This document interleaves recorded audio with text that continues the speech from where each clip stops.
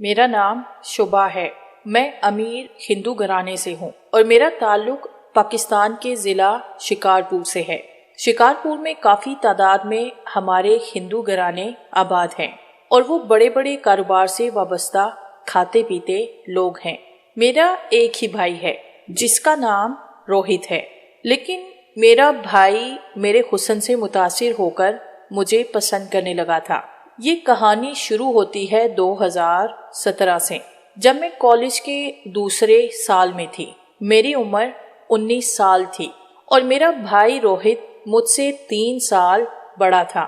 وہ بابو جی کے ساتھ ان کی دکان پہ بیٹھتا تھا۔ شکارپور شہر میں ہماری کپڑے کی ہول سیل کی دکان تھی جو کافی زیادہ آمدن دیتی تھی۔ وہ ہفتے کا ایک گرم ترین دن تھا۔ میں نے کالج سے واپس آ کر امی کو پیار کیا اور سیدھا اپنے کمرے میں آ گئی۔ بیگ صوفے پہ پھینکا اور پنکھے کے ساتھ اے سی چلا کے بیڈ پر گر گئی۔ یہی میری روز کی روٹین تھی۔ کالج سے واپسی پر میں 2 گھنٹے سوتی تھی اور پھر اٹھ کر دوپہر کا کھانا کھاتی۔ میں اوندے منہ تکیا سینے سے لپٹائے لیٹی تھی۔ ابھی شوز بھی نہیں اتارے تھے اور نہ ہی کالج کی یونیفارم، کیونکہ اگلے دن اتوار کی چھٹی تھی تو یونیفارم ویسے بھی واش کرنی تھی۔ ابھی کچھ دیر ہی گزری تھی کہ کمرے کا دروازہ کھلنے کی آواز آئی، لیکن میں نے توجہ نہ دی کیونکہ یا تو امی آئی تھی یا پھر کام والی ماسی تھی۔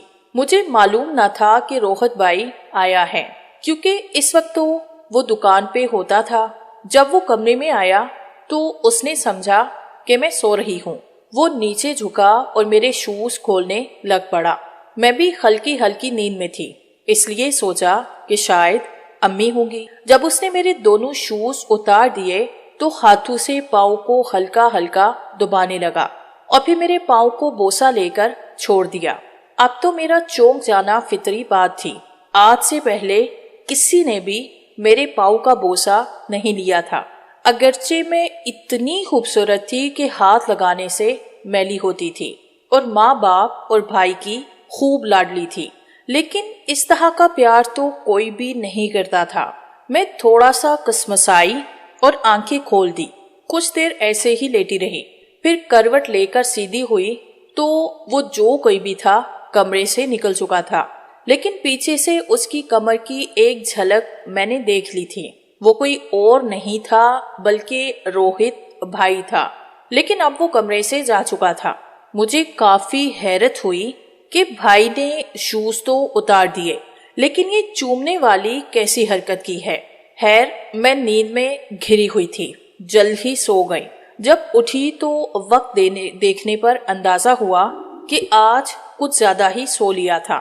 شام کے 5 بج رہے تھے۔ میں نے یونیفارم بھی نہیں اتاری تھی اور ایسے ہی فریش ہو کر امی کو ڈھونڈتی ہوئی کچن میں چلی آئی۔ امی کو معلوم تھا کہ شوبہ کے کھانے کا وقت ہے، اسی لیے وہ کچن میں مصروف تھی۔ مجھے دیکھا تو آگے بڑھ کر سینے سے لگایا اور بولی کہ بیٹی، کھانا تو تیار ہے، بس تم جاؤ کمرے میں لاتی ہوں۔ لیکن میں ادھر ہی کھڑی رہی اور امی سے پوچھا کہ روہت بھیا آج دوپہر کو گھر آیا تھا کیا؟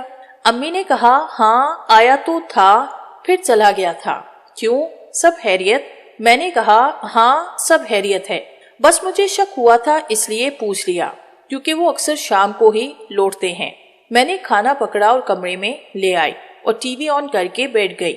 کھانے کے ساتھ کوئی ڈرامہ یا پروگرام دیکھنے کو مل جاتا تو میرا وقت اچھا گزر جاتا تھا۔ پھر یوں ہی رات ہو گئی اور باپو جی اور روہت بھیا گھر میں آ گئے۔ رات کا کھانا تو میں کافی لیٹ کھاتی تھی، اس لیے میں کچھ وقت کالج کا کام وغیرہ کرتی تھی۔ اس دوران میرے کمرے میں کوئی کم ہی آتا تھا، لیکن آج جب میں کتابوں میں سر دیے بیٹھی تھی تو دروازے پہ دستک ہوئی۔ میں نے سر اٹھا کر دیکھا تو روہت بھیا تھے۔ بھائی آپ اندر آ جاؤ۔ میں نے خوش دلی سے ان کو ویلکم کیا تو وہ میرے پاس ہی بیٹھ گئے اور بے تکلفی سے میری کمر پہ دپ لگا کے بولے کہ آج کیا پڑھ رہی ہے میری شہزادی؟ میں نے کہا بھیا بس گرمیوں کی چھٹیوں سے پہلے کچھ ٹیسٹ ہیں تو ان کی تیاری کر رہی تھی۔ بھائی بولا کہ آج دوپہر کو تم شوز اتارے بنا ہی سو گئی تھی، پھر مجھے اتارنے پڑے۔ یہ کوئی اچھی عادت تو نہیں ہے۔ اچھی لڑکیاں سونے سے پہلے شوز اور یونیفارم اتار دیتی ہیں۔ بھائی کی بات سن کے مجھے بے ساختہ دوپہر والا واقعہ یاد آ گیا جب بھیا نے میرے پاؤں کا بوسہ لیا تھا۔ ساتھ ہی مجھے بھائی سے عجیب سی شرم آنے لگی تھی۔ میں جان بوجھ کر انجان بن گئی تھی اور بھائی سے کہا کہ اچھا تو میرے شوز آپ نے اتارے تھے؟ وہ بولا کہ ہاں، میری شہزادی سو رہی تھی تو میں نے سوچا کہ تم کو پریشانی نہ ہو اس لیے اتار دیے تھے۔ لیکن دوسری بات کو بھائی بالکل نظر انداز کر گئے۔ میں نے بھی یہی ظاہر کیا کہ مجھے کچھ معلوم نہیں ہے۔ پھر میں ٹیسٹ کی تیاری میں مصروف ہو گئی اور روہت بھائی بلا وجہ ہی پاس بیٹھے رہے۔ 2-3 بار میری نظر ان کی جانب اٹھی تو وہ مجھے عجیب سی نظروں سے دیکھ رہے تھے۔ کیا بات ہے بھائی، کچھ کام تھا کیا؟ میں نے بلاخر پوچھ ہی لیا تو بھائی کہنے لگا کہ شوبھا، کچھ دنوں بعد راکھی کا تہوار آ رہا ہے، تم مجھ سے کیا گفٹ لوگے؟ میں نے کہا بھائی جو بھی مناسب لگے دے دینا۔ پہلے بھی میں نے کبھی فرمائش نہیں کی تو بھائی بولا کہ تم ذرا اٹھ کر کھڑی ہو جاؤ، میں تمہاری پیمائش لینا چاہتا ہوں، پھر تمہارے لیے ایسی چیز لاؤں گا جسے پہن کر تم کو بہت اچھا لگے گا۔ میں تھوڑی حیران ہوئی کہ بھائی پتہ نہیں میری کس چیز کی پیمائش لینے والا ہے۔ خیر میں جیسے ہی اٹھ کر کھڑی ہوئی، بھائی نے میری کمر کے آس پاس والے حصے کو ہاتھوں سے ناپنا شروع کر دیا، پھر اس کے ساتھ آگے کی طرف آنے لگے۔ ان کا ارادہ جان کر میرے رونگٹے کھڑے ہو گئے تھے، لیکن میں کچھ نہ بولی۔ میں دیکھنا چاہتی تھی کہ روہت بھیا کون سی چیز میرے لیے خریدنا چاہتے ہیں۔ اچانک بھائی نے آگے والے حصے کو ناپنا شروع کر دیا اور چھوٹی سی چٹان پہ ہاتھ رکھ کے بولے کہ ہاں، زیادہ بڑا سائز نہیں ہے، میری شہزادی کا زیادہ بڑا سائز نہیں ہے، مطلب چھوٹی والی سے ہی کام چل جائے گا۔ شرم کے مارے میرا سفید چہرہ سرخ ہونے لگا۔ بھائی رہنے دیں، یہ چیز آپ سے نہیں لی جائے گی، میں خود لے لوں گی۔ ویسے بھی لڑکیاں اپنی چیز خریدنا بہتر جانتی ہیں۔ میں نے بھائی کو ٹالتے ہوئے کہا، لیکن وہ بولے کہ اب ایسی بھی بات نہیں ہے، میں جو چیز خرید کے لاؤں گا دیکھنا تم کو کیسے پوری آتی ہے۔ ہاں بس رنگ اپنی پسند کا بتا دو تو وہ میں لے آؤں گا۔ پتہ نہیں بھائی کو کیا ہو گیا تھا، عجیب سی باتیں کر رہا تھا۔ اچھا بھائی، جو رنگ آپ کو اچھا لگے لے آنا، میں سب کچھ پہن لیتی ہوں، ٹھیک ہے؟ مجھے پتا ہے میری چوائس میری شہزادی بہن کو بہت زیادہ پسند آئے گی۔ روہت بھائی یہ کہہ کر اٹھ کے باہر چلے گئے تو میں بہت زیادہ پریشان ہوئی۔ اگرچہ ہم مسلمان نہیں تھے، پھر بھی بھائی بہن کے رشتے میں بہت سے پردے اور احترام ہوتا ہے۔ میرا بھائی بھی کافی خوبصورت تھا، پڑھا لکھا اور نوجوان۔ خاندان کی کئی لڑکیاں اس کو اپنا جیون ساتھی بنانے کے لیے ترستی تھی، اور چونکہ میری 19 سال کی زندگی میں ابھی تک کسی لڑکے نے دستک نہیں دی تھی، اس لیے ابھی تک روہت بھائی ہی میرا آئیڈیل مرد تھا اور میں بھائی کی شخصیت کو پسند کرتی تھی۔ لیکن آج والے واقعے کے بعد میں تھوڑی پریشان ہو گئی تھی۔ مجھے توقع نہیں تھی کہ بھائی چھوٹی سے نوکیلی چوٹیوں کو یوں چھو لے گا اور میرے لیے چوٹیوں کو ڈھانپنے کا سامان خریدنے کا کہے گا۔ ایسا تحفہ کوئی غیر دے تو لینے میں مزہ بھی آتا ہے، لیکن بھائی سے لینا بڑا عجیب لگ رہا تھا۔ پھر میں نے سوچا کہ شاید یہ بھی بھائی کی محبت کا ایک انداز ہے کہ وہ میرے بارے میں اس حد تک سوچتا ہے۔